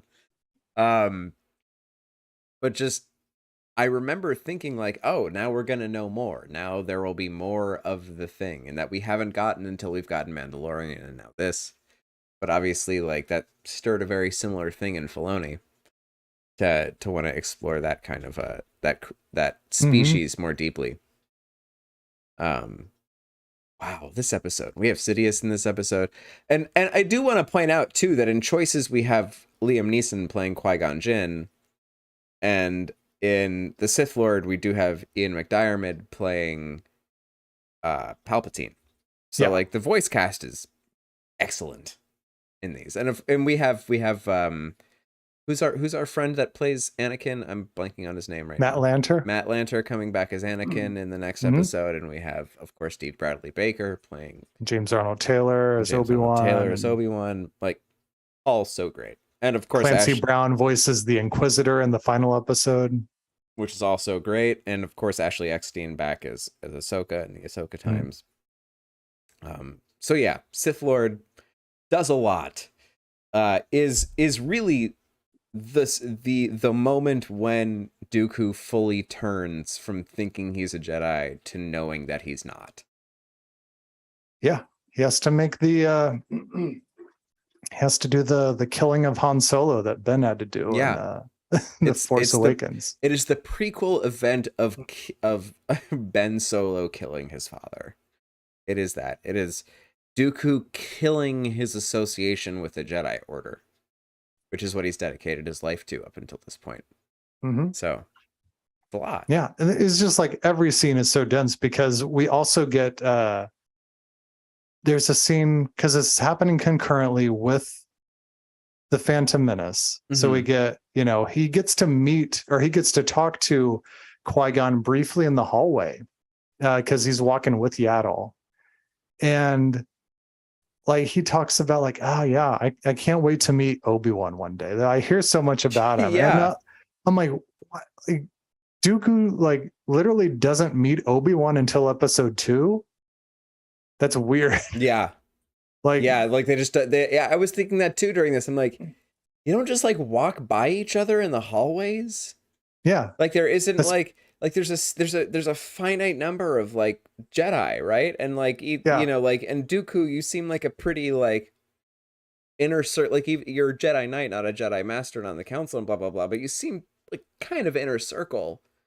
and especially to like, Qui-Gon, who is in the Jedi Order of like ways, like ostensibly his son, right? And Obi-Wan would be like his grandson, right? Totally. So you wouldn't think that there's like there have to be some kind of communal classes or like communal things where it's just like there would be intermingling. I don't know. It's interesting, but it also called to mind how, the Clone Wars had to spend the entirety of its series dancing around Anakin and Grievous ever crossing paths just to justify that one line. General Grievous, you're shorter than I imagined, which is just like, You've got to feel like Filoni would be like, you know what, George, you always go in and you mess with the movies and you make these special editions.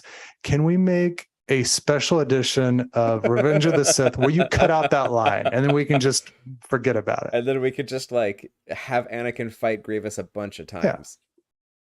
Yeah, it's funny to tell that to people too, because like when I was watching Clone Wars with Angela, I didn't tell her that until like more than halfway through, like plenty of times when we had seen Grievous and Anakin and them not meeting for one reason or another. And I pointed out like, every time Anakin doesn't fight Grievous, and he should, it's just because George wrote this one thing that was just kind of what he thought was a joke.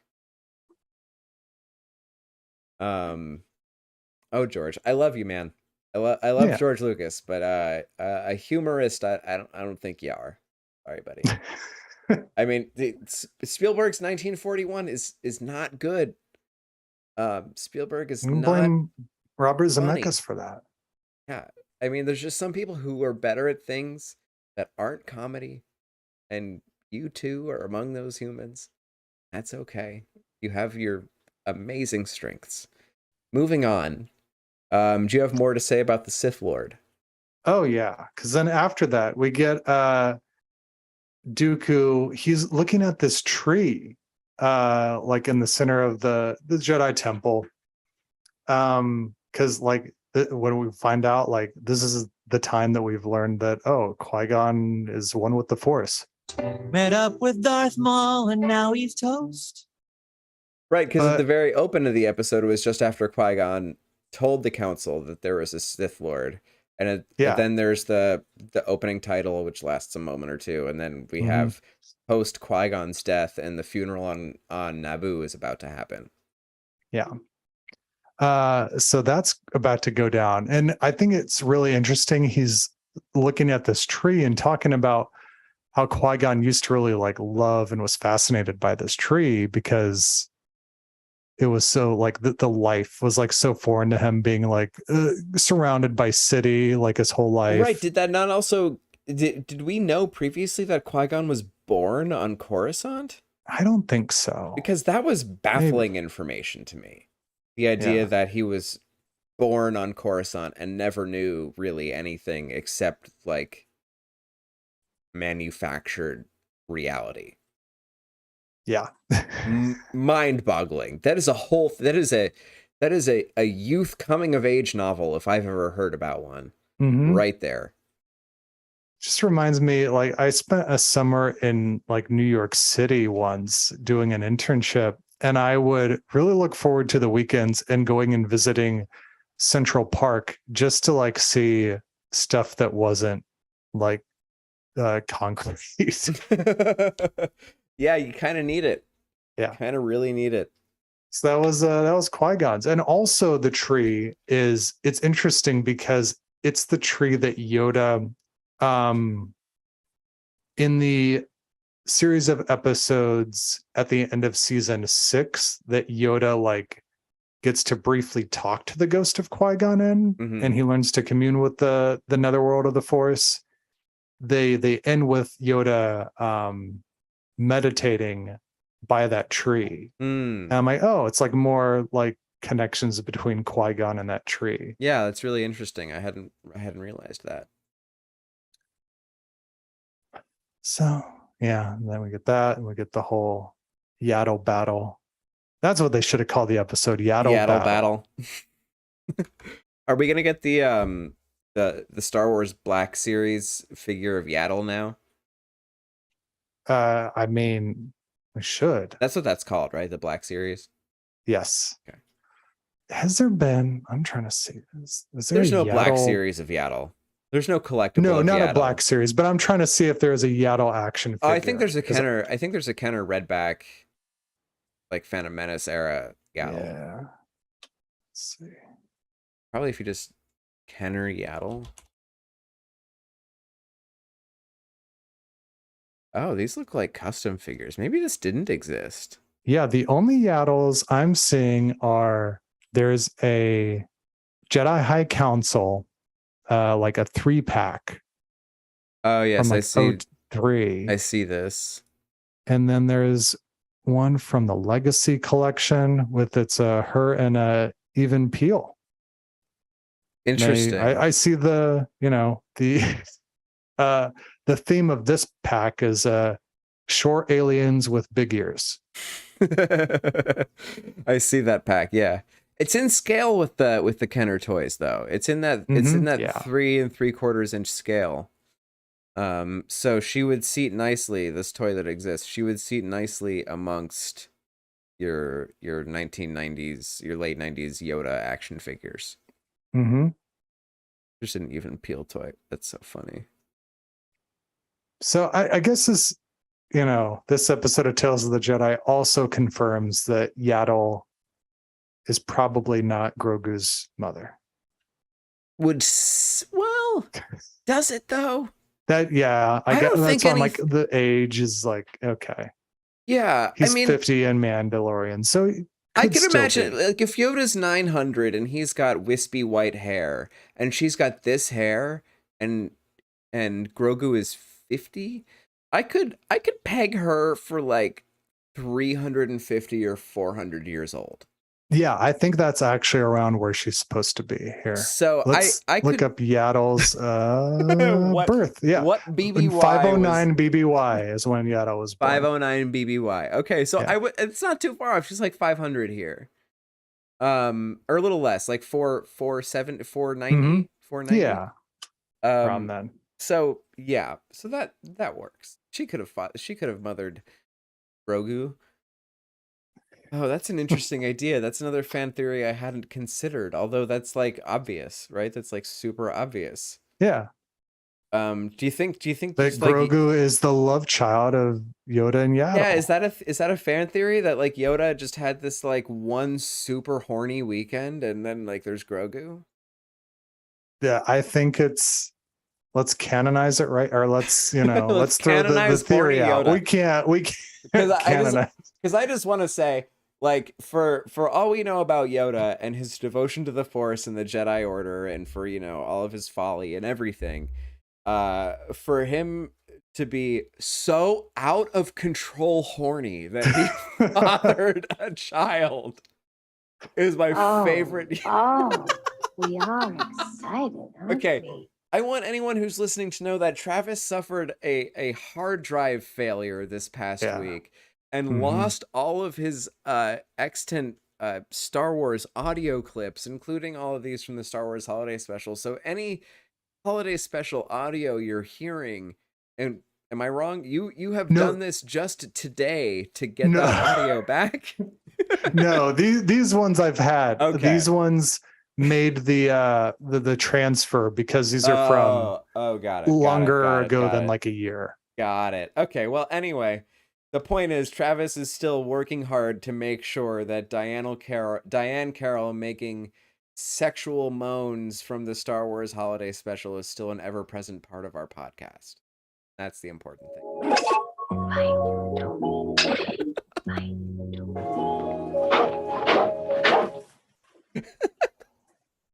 Itchy and Yoda equally horny.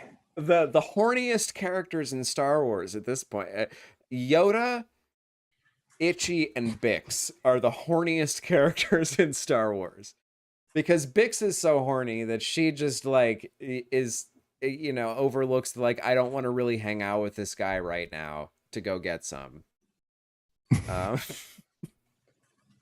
Anyway, yeah, horny Star Wars.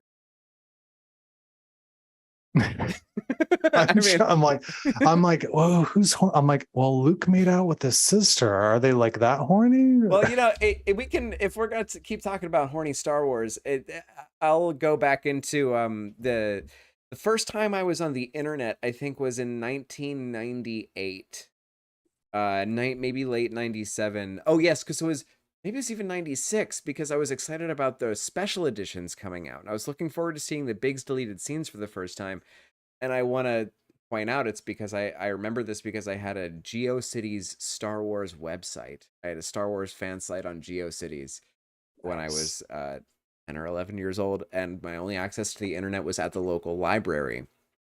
And I didn't know very many websites to go to. And Yahoo had a wonderful like hole, you could link hole basically, and you could go into movies, like categories, movies, Star Wars, and there should be a listing of Star Wars sites. And I do remember stumbling across a site that was called Star Whores, and was very, in my now mind, I realize was very explicit, not visually but textually.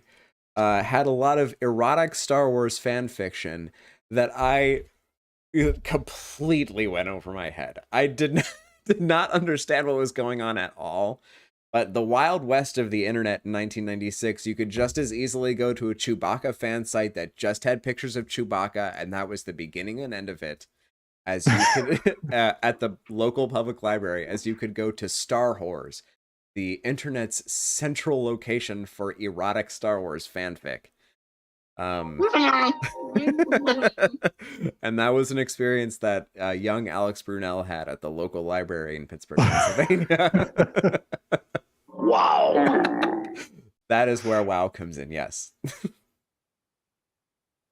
Andor, everybody. That is like, that's literally where he where the WoW is like placed, is when he's talking about the itch. Yeah, when he's talking about the pornographic hologram, the pornographic VR program that he's brought for Itchy.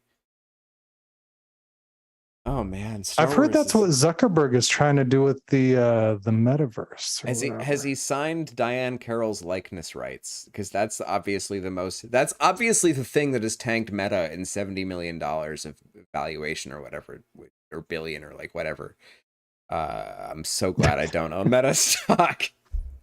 And fie on anyone who these human beings who have so much money that they just surround themselves with Rick McCallums who just keep saying yes to whatever they want to do, and regardless of whether it's a good idea or not. And then we have the Star Wars Special Edition, and we have Meta. It's the same kind of people that you get surrounded with, man. I've heard some like fun, interesting stories about Rick McCallum recently. Yeah, tell me one. Yeah. There's one I can't remember, and it was really good about Jake Lloyd, and I have to relook the details of that. I think I've told it before, but other one I've heard. It's not a specific story. It was always like a thing where George would see, like, because Rick would walk with George, and George would look at maquettes, or he would look at things, and George would be like, "That, I want that." He would go to a guy, and he's like, "Can you like make me this? Can you get me that?" And the person's like always wants to say yes to George Lucas. George would like walk away, and Rick would like stay back, and he would be like, "Now he's always going to want you to like do the thing. I'm the person who makes sure like it's financially responsible to like do the thing." So you need to like check off with me, like before you like rush off and do the thing that George says. Okay, so good to know that Rick was tempering some things that were happening under George's purview. Yeah. There's a Grand Canyons of space in terms of how a producer can be between Gary Kurtz and Rick McCallum. That's all I'm saying. Oh, for sure. Like from that standpoint. Yeah. That's my only point. Rick, no slight to Rick McCallum. Obviously, freaking fantastic at his job. Obviously, and obviously made enough money to retire on. Working for Lucasfilm. So like, no slight to Rick McCallum doing his job and doing it well. We should also bring up next week's guest on the podcast, Rick McCallum. Rick McCallum is going to come on the podcast. He's going to cover just episode 9 of Andor with us. Holy shit, man. If you could somehow, you know what? For as much time in my life as I've spent off slagging Rick McCallum, and I've spent a fair amount of time before I came around to, you know what? Good job, man. I spent a fair number of years before I came around to that. I would like die in a fanboy like puddle if Rick McCallum came on this show. Does he do podcasts? Can we reach out to Rick McCallum? No, he doesn't do anything. My dream is to like get somebody that big to do one of these shows, but fucking like I just like not bring up the fact at all. Like they worked on the prequels, not ask them any questions. Like I want to talk about I want to talk about Andor. I want to talk about just talk about now. Just like have Ben Burtt talk about episode 9 of Andor. Yeah. I literally want to talk about like the plot details of what's going on. And like, I would also feel the same way about like getting Harrison Ford on. I would like asking Harrison Ford to care about the plot of Star Wars that he's not involved in is a monumental task. But I would love to just not ask a single question about like Han Solo. Just treat them like any other guest. Yes, exactly. That would be so great. Let's try to follow up on our Joe's Apartment podcast and get Jerry O'Connell on here to talk about episode 9 of Andor. I would love that. Man, I think that's like where I went wrong on that podcast is I didn't try to get Jerry O'Connell and I just tried to get the director and the co-star. Yeah. We maybe could have gotten Jerry O'Connell. I don't know. I don't know if he does podcasts, but I feel like he would. He probably does podcasts. Yeah, he probably does podcasts. Maybe he's like in Star Trek now, so he's got to like. Is he in Star Trek now? Yeah, because he's in Lower Decks. Is he doing well? I hope that Jerry O'Connell is doing well. You know, I'm also just gonna like Google Jerry O'Connell podcast. Sweet. And see if he does any podcast. Anybody unfamiliar with Jerry O'Connell, you may know his work from Stand By Me. Mm-hmm. Where he's the chunky like kid. Yeah, exactly. And he looks nothing. Yeah, he does podcasts. I see. He's on Justin Long apparently has a podcast. Who knew? And he's on Justin Long's podcast. But he was the chunky kid in Stand By Me. Most importantly to me, he was Quinn in Sliders for most of the run of Sliders. There's 5 seasons of Sliders. He's not in the 4th season. They pulled some weird narrative shit that made it so they could recast the main character in Sliders, like within the narrative. But I grew up with Jerry O'Connell in Sliders, which is peak 90s sci-fi television. Mm-hmm. If anybody is unfamiliar with Sliders, it's kind of like Quantum Leap, but with dimension hopping instead of time travel. Yeah. Very high, strong recommend on the first 2 seasons of Sliders. Softer recommend on the latter 3 years of Sliders, but still recommend if you're into the first 2 and you just want more. I remember tuning in occasionally, and I got really excited when I saw there was an episode that was going to have dinosaurs in it. There's more than one dinosaur episode. But yeah, primarily for me, like Jerry O'Connell is the guy from Tomcats, the movie in which a man's testicle is eaten. I think I remember reading an interview that does happen, and I think I remember reading an interview with Jerry O'Connell that he realized he was at a crossroads in his career after he was in Tomcats, and it had its premiere at a Blockbuster Video. Oh god. And then he realized, I have some choices to make. Choices, just like that episode of Tales of the Jedi we were talking Episode about. 3 of Tales of the Jedi. Stay on target. Practice makes perfect. This is a long podcast. Practice makes perfect. This is a kind of whatevery episode, but it's a great Ahsoka episode that does a little time jumpy thing. She's training. She's getting better at the deflecting blasters, and it directly informs one of her penultimate scenes in the Siege of Mandalore arc at the end of Clone Wars. It's a really good episode with kind of a dickhead version of Anakin Skywalker, but you see his heart in there too, and it's really nice. And yeah, sorry, Travis, please go ahead. Yeah, it all stems from the line from Han Solo in episode 4 when he says, what's he say? He says, something against remotes is one thing, but against the living is something else. Right. So it's like this whole 6 episodes is like just like a challenge to Filoni. Like how many plot holes that aren't real plot holes, but are because we have such an ardent fan base and such a large scale of storytelling. How many plot holes can you fill while also filling in character development? That was the challenge issued to Dave Filoni, answered in the 6 episodes of Tales of the Jedi. Now, one thing that this episode does not answer is, what did Anakin and the clones do every hour after they shot her down? That's what I was wondering too, because the first time Ahsoka gets knocked out by the stun, so she's training with droid, the remote little training droids. Yeah. She aces it. Anakin's unimpressed and makes her train with clone troopers on the stun setting, and she gets knocked out kind of immediately for many rounds. Like, I didn't Groundhog Day and count the thing, but like, it's like 9 or 10 times she gets knocked out. And the first time she gets knocked out, it's an hour that she's knocked out for. And one of the last times we see her get knocked out, she's like, you weren't out for, you're getting better at this. You weren't out for as long. So thinking there's like 30 to 60 minutes of her being unconscious between every training round. No, and I think that line was actually, it wasn't she was out for 5 minutes. It took them 5 minutes to take her down. Oh, that's right. Thank you. So every time she's out, she's probably out for 30 to 60 minutes every time. Yeah. So they're there for like 8 to 14 hours. They're waiting around for like you said, like 30 to 60 minutes. It's like to take her out in 30 seconds and be like, all right, what are we doing now? It's like a really quiet moment in the war when Rex's squadron can break away and just like play shoot Ahsoka for a whole day.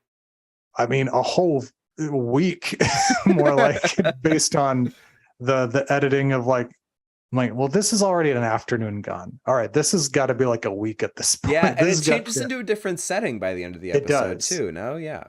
Yeah, because then halfway through, we see her in her an older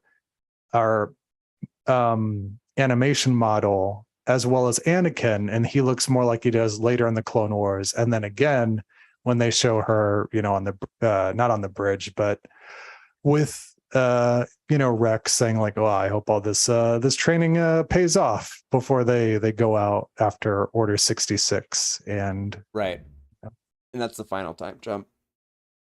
Other cool things in that episode is at the beginning we see Tara Sinube, who he is a cool Jedi character introduced in the Clone Wars, who we also saw his body in the Obi-Wan Kenobi show. Oh, it's true. That's true. Yeah, that guy. We saw his corpse. I like him. Yeah. We also see Caleb Doom, who we know as Kanan Jarrus. Right. I didn't look that up, but I was curious if that was Kanan. Yeah. Yep, he's sitting there with his master Depa Billaba, and he's like watching. So like there's a ton of like tiny little Easter eggs at the beginning of it. Was that Freddy? Was that Freddy in that episode? No. Well, it was a silent performance. So Oh, right, it was a silent performance. Yeah. He didn't talk. I got him confused for the farm boy character in the next episode, like thinking that he yeah. may be a Star Wars guy, but he wasn't a Star Wars guy. He's just this farm boy. Also, we've never talked about Bad Batch really, but like the first episode of Bad Batch in We did which a whole we get podcast on Bad Batch, bro. No, we didn't. The first Bad season- Batch. First season of Bad Batch, we didn't we? No, Oh, you sure? I'm sure. Okay. Never mind. Oh, I'm thinking of oh, I just opened up a window and pasted over our faces. I'm thinking of the last season of Clone Wars, aren't I? Oh yes, it was Clone Wars we did do, but Okay. yeah, Bad Batch we didn't, and I found it very weird. We didn't talk about it, but like the very first episode of Bad Batch, in which we get like the Order 66, where they're with David Balaba and Caleb Doom, a young Caleb Doom as a child, Right. being voiced by Freddie Prinze Jr. and sounds very weird. The voice work there. Yeah, I believe that. All right, that seems familiar. I haven't watched that part of the Bad Batch in a while. Okay. Episode 6. We have more Yes, on. We're on 5. Okay, so episode episode 6, Resolve, takes place post episode 3. So we are now between 3 and 4 sometime. Mm-hmm. Theoretically, right? Because it does not seem like the rebellion has really gone into full swing during this episode, or am I wrong? Yeah, no, I can't say exactly when this is happening. It doesn't could be reference the happening. rebellion, really. Yeah, the big meaty chunk of this episode could actually be taking place similar to when the current season of Andor is taking place. It Yeah, seems like. that sounds right to me. And this is just a very cool episode. Ahsoka is currently living as just like a farmer on some planet. And she's going under the name Ashla, which is just a nice. Has she used that before, or is that new for this? That has been used before.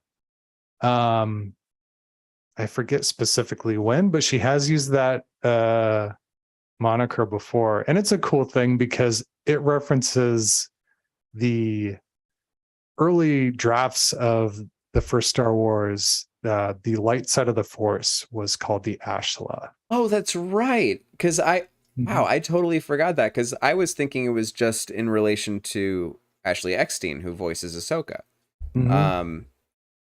But obviously, I mean, I think it's both things. Yeah, I think it's both. This is a very cool little episode where she kind of makes friends, or she kind of uses the Force to save the life of another farmer working in this little village.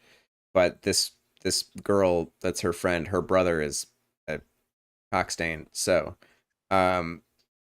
he like gets wind that she is a Jedi and he's an Imperial sympathizer, so rats her out. So of course an Inquisitor comes down and razes the village to the friggin' ground in fire, kills everyone except this farmer boy and his dad.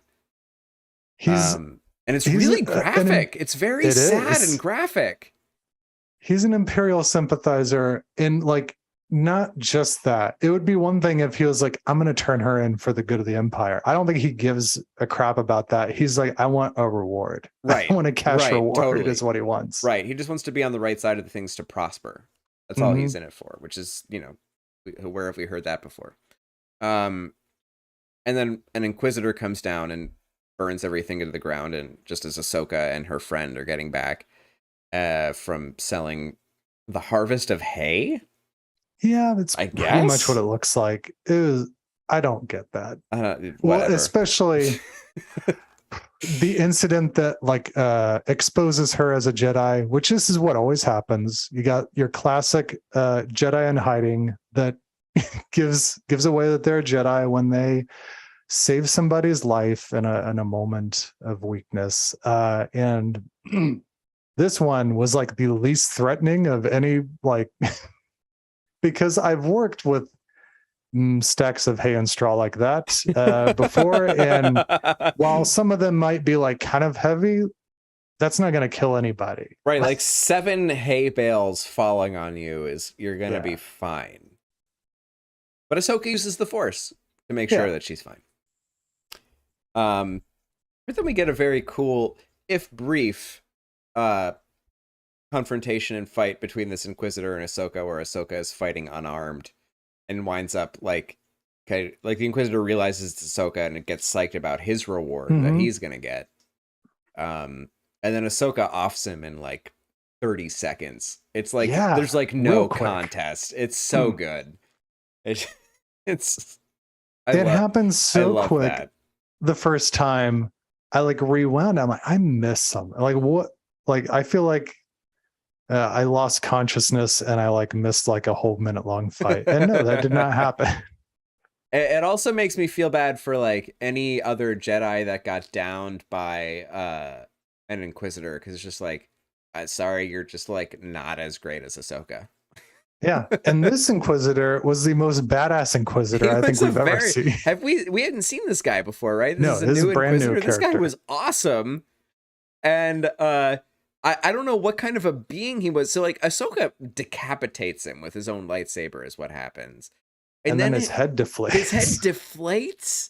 What happens there? What that was is that? Another reason why I had to rewind. I'm like, what happened to the mask and the head? What happens there? That's insane. So I'm looking forward to the spin-off and subsequent episodes of other spin-offs that fill in this Inquisitor's backstory. Yeah. And I love the design of the mask and the character. And...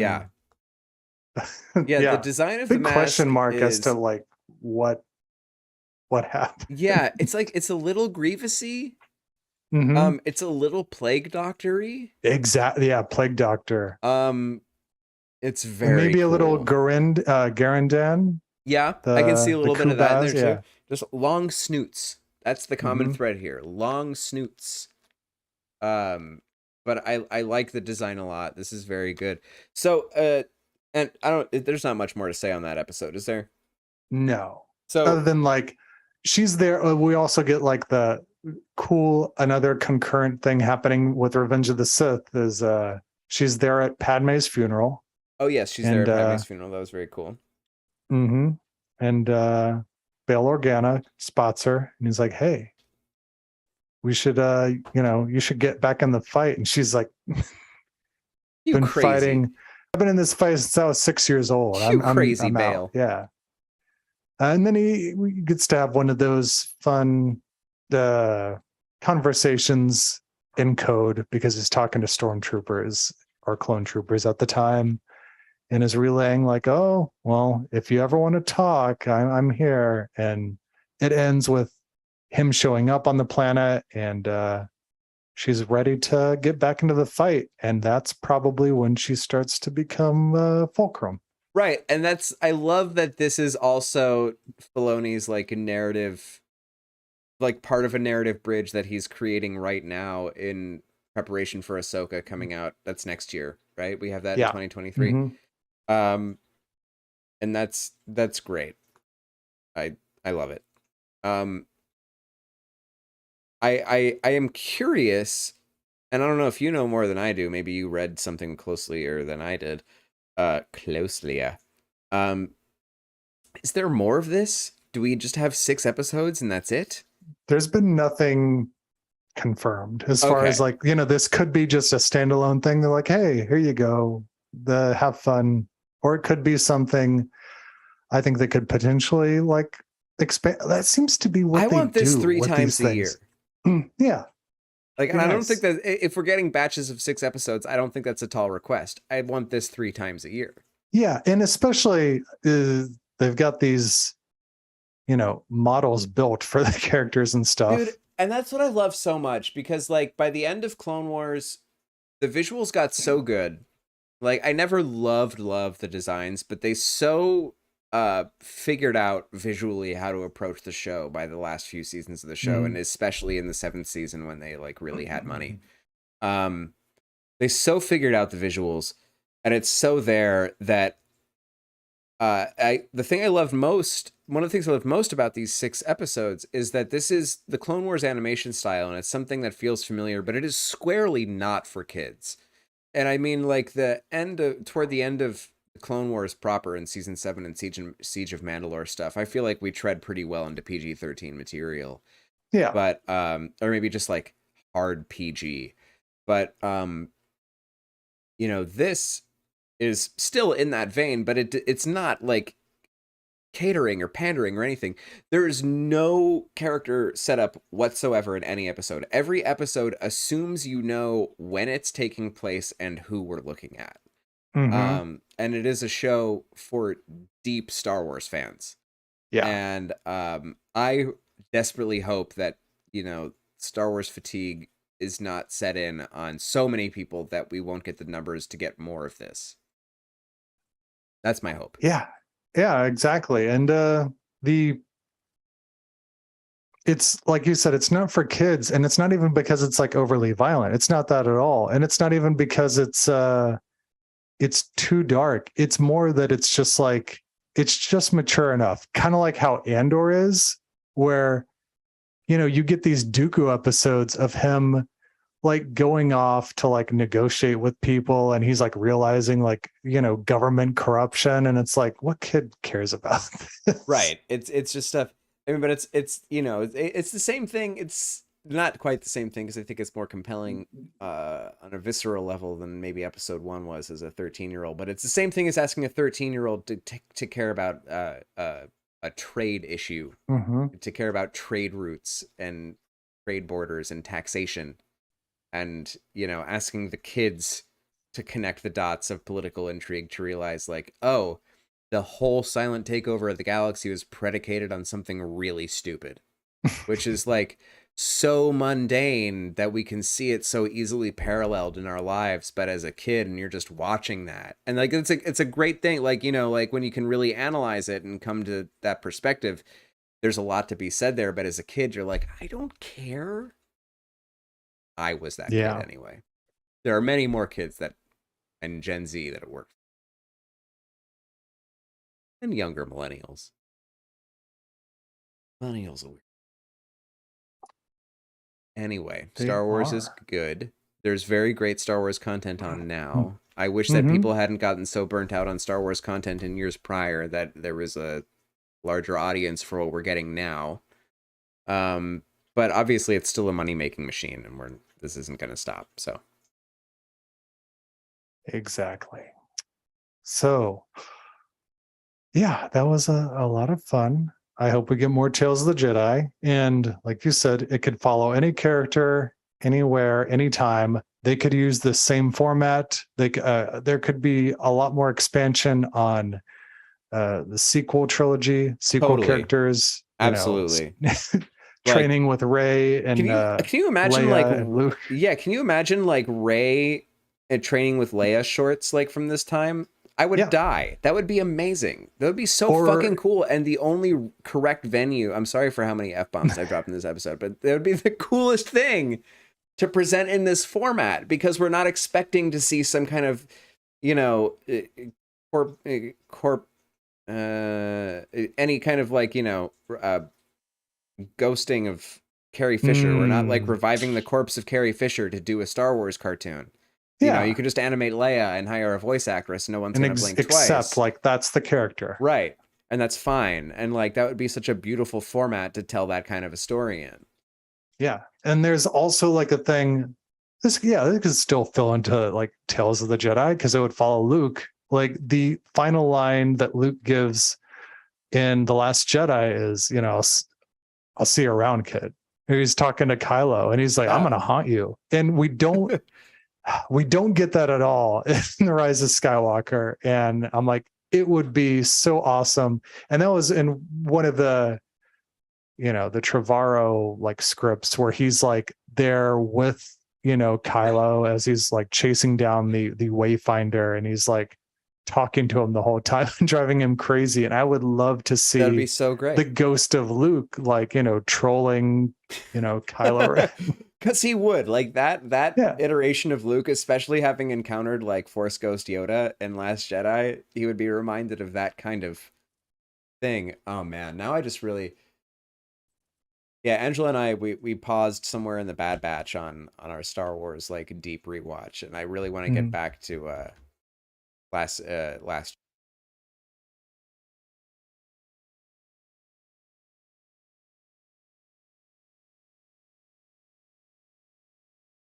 Oh no, we have lost Alex.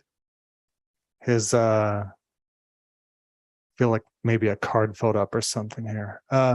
But yeah, all right. Well, that's most of our thoughts on Andor and Tales of the Jedi. It was exciting times. But I'll go ahead and I'll start wrapping up a lot of things because this has been a long episode. And so until, next week where we get episode 9, not of Star Wars, but just of Andor. Alex, where can people find more of you? I'm on Twitter and Instagram at Alex Brunel, like it says down there. I don't post on there because oh my God. This isn't that podcast, but Elon Musk owns Twitter now, and we're just living in a dystopian nightmare because Twitter is a dystopian nightmare already. Anyway, F those social media platforms. I have a website, abrunel.com, and that showcases my work as a camera assistant, which is my professional line of work. And if you want me to keep your movie in focus, hit me up. Do it.